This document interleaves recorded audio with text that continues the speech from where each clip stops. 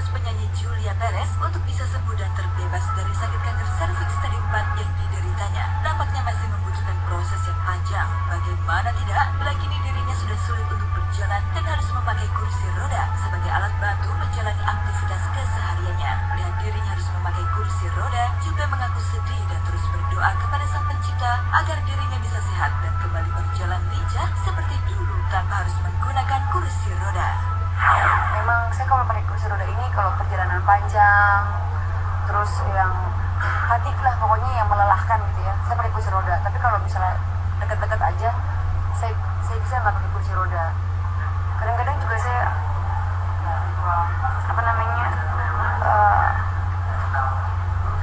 berdoa kok semoga saya nggak pakai kursi roda lagi. Saya juga pengen kayak kalian sehat, lari-lari. Ya, meski sudah divonis menderita kanker serviks stadium 4, semangat Jupe memang tak perlu diragukan. Bagaimana tidak, bila hingga kini dirinya memutuskan untuk kembali kerja di depan layar kaca dan tak ingin terus terbaring lemah. Buat saya, stadium 4 itu just a number. Buat saya, semangat adalah yang paling penting. Semangat itu paling penting. Jadi, buat semuanya, kalau kita bawa kasur mulu bawaannya pengennya dilihat aja enak gitu kan, nggak capek. Tapi itu akan melemahkan nggak cuma otak kita, rasa kita semuanya. Jadi kita harus paksa. Saya mau kerja sebulan setidak-tidaknya 10 kali yang live. Itu untuk menyemangati saya. Karena apa? Kalau saya cuma di rumah aja, itu adalah pilihan saya yang melemahkan diri saya. Dan itu bukan pilihan saya. Saya mau sehat, saya sembuh, saya percaya keajaiban itu ada. Tak hanya tengah semangat untuk bisa sembuh dari sakit kanker saja, Jupe kini juga masih berjuang untuk bisa mendirikan rumah singgah untuk para penderita sakit kanker. Bahkan kini wanita 36 tahun itu tengah senang mengingat rumah singgah yang didirikannya sudah dalam tahap rampung dan tinggal mengurus beberapa keperluan kecil lainnya. Aman, udah nasib rumah singgah aku sekarang, saya udah telepon ada seseorang yang memang bagian ngurusin rumah singgah. Sekarang udah full, udah komplit, alhamdulillah. Usi ngasih mesin cuci, ada yang ngasih juga banyak lah, udah banyak kasur, ada yang ngasih kasur, semua udah komplit sekarang.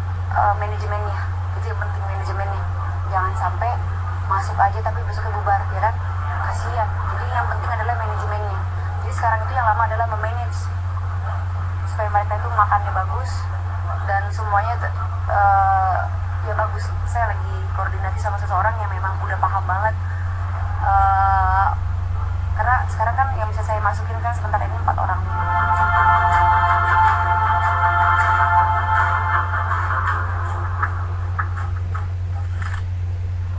Semangat tentunya untuk Jupe dan juga Mbak Yana Zain, para pejuang kanker. Mudah-mudahan menginspirasi kita semua dalam arti memiliki semangat yang begitu luar biasa. Seperti dibilang tadi, gak ada rasanya kita harus merasa diri kita lemah, percaya kepada kekuatan yang maha kuasa pastinya ya. Dan mulia sekali tadi Jupe membuat rumah singgah untuk membantu sesama dan juga Mbak Yana. Setelah cukup lama hanya bisa terbaring lemah di rumah sakit untuk menjalani serangkaian pengobatan dan perawatan atas sakit kanker payudara stadium 4 yang dideritanya, kini Yana Zain mendapat secercah harapan baru terkait penanganan penyakitnya. Lantaran dirinya kini memutuskan untuk menempuh pengobatan dan perawatan langsung di Guangzhou, China selama 3 bulan lamanya, tanpa perlu dipusingkan dengan biaya yang harus ia keluarkan. Sebelum keberangkatannya kemarin, Yana yang ditempel tim insert pagi di Bandara Internasional Soekarno-Hatta Tangerang, ia langsung membagi kabar bahagia ini kepada pemirsa Speak Insert. Saya memutuskan berobat di Guangzhou karena saya mendapatkan tawaran yang terbaik ya. Saya merasa bahwa saya ini orang yang diberkahi oleh Tuhan. Saya diberikan berkah sehingga negara demikian besar pun mereka mengumpulkan dana bagi saya supaya saya bisa berangkat ke negaranya mereka supaya bisa berobat. Dan mereka, saya juga sangat surprise, mereka mendatangkan profesor dan para dokter ke sini, ada 2 orang dari Guangzhou. Mereka menawarkan kepada saya bahwa bagaimana Ibu kalau misalnya Yana kita ajak ke Guangzhou, kita obati di sana dengan kondisi biaya tidak usah dipikirkan, tidak usah ini, yang penting perjalanan asal kuat. Silahkan, kita sudah menunggu di Guangzhou, China 3 bulan, karena treatment mereka memang pengobatannya itu hampir selama 3 bulan.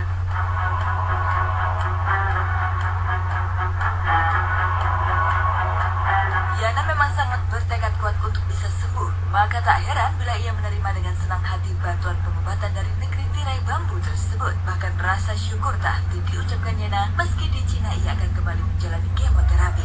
Lantas pengobatan seperti apa yang akan ditempuh oleh ibu 2 anak ini? Satu, saya jujur saya merasa terberkati, saya merasa sangat bahagia bisa mendapatkan kesempatan yang sangat langka seperti ini, berobat di negara besar, dan mereka begitu peduli kepada saya, padahal saya ini bukan siapa-siapa, tapi mereka memang peduli kepada saya, dan tujuan mereka untuk mengobati penderita-penderita kanker seperti saya di seluruh dunia. Jadi bukan saya aja yang pertama kali di ini, tapi saya mungkin orang pertama di Indonesia yang diberikan bantuan demikian rupa supaya saya bisa berobat di sana, dan mereka berharap ya pengobatan mereka bisa segera menyembuhkan saya. Yang pasti saya tahu itu kemo, seperti kemo pertama ke kemo kedua aja 21 hari kan, kemo kedua, ketiga 21 hari, jadi saya harus menunggu itu juga. Terus radiasi juga ada juga di sana, terus ada beberapa lagi yang modern.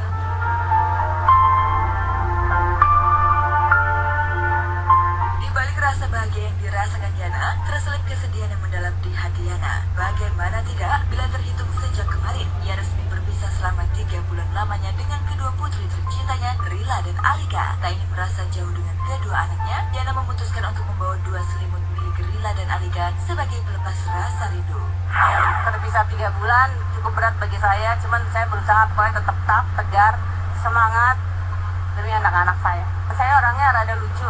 Kalau pergi-pergi tuh kemana-mana emang harus bawa bantal, guling sendiri, bawa selimut anak-anak saya bawa. Jadi kalau saya kangen sama mereka, saya pakai selimut juga saya bawa, selimut Alika saya bawa, selimut Rila juga saya bawa. Jadi kalau kangen, pakai selimutnya. Kehilangan tak hanya dirasakan Yana, melainkan juga dirasakan oleh kedua putri Yana. Meski ini baru pertama kalinya terpisah jauh dengan waktu yang terbilang cukup lama, namun Rila dan Alika mencoba untuk ikhlas dan tersenyum. Mengingat kepergian ke Cina demi kesembuhan ibunda tercinta, kedua putri Yana memilih untuk memanfaatkan kecanggihan teknologi sebagai pelepas rasa kangen kepada ibunda. Aku sedih banget harus terpisah dari Mami, juga nggak pernah terpisah selama 3 bulan juga nggak pernah. Tapi senang juga Mami bisa berobat di sana, dan kita sangat berdoa dan sangat berharap Mami sembuh di sana. Pastinya Skype sama Mami setiap saat, biar walaupun nggak deket banget tapi ya masih bisa ngobrol, terus juga masih bisa ketemu Mami. Walaupun muka doang, jangan bosan sama muka Mami. Dan telepon nanti setiap saat.